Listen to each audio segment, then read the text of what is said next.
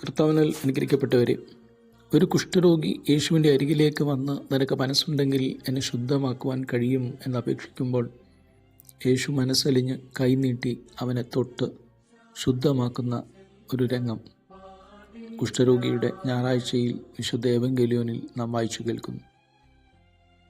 യേശു ഒരു കുഷ്ഠരോഗിയെ തൊട്ടപ്പോൾ അവൻ്റെ ജീവിതം സമൂലം ഒരു മാറ്റമുണ്ടാകുകയാണ്.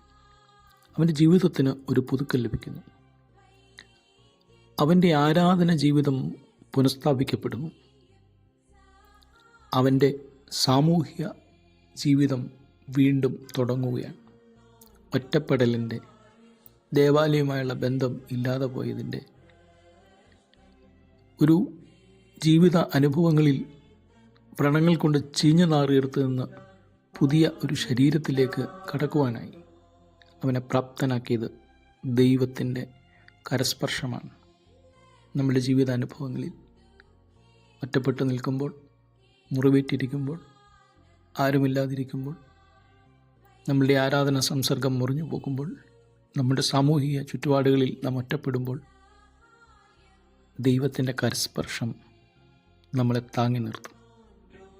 മനസ്സലിവുള്ള ഒരു ദൈവം ഉണ്ട് എന്ന് പഠിപ്പിക്കുകയാണ്. ആരുമില്ലെങ്കിലും എനിക്ക് മനസ്സുണ്ടെന്ന് പറയുന്ന ഒരു ക്രിസ്തു നമ്മുടെ ജീവിതങ്ങളെ കാണുന്നുണ്ട്. ഈ ദൈവത്തിൽ നമുക്ക് പ്രതീക്ഷയർപ്പിച്ച് മുൻപോട്ട് പോകാം.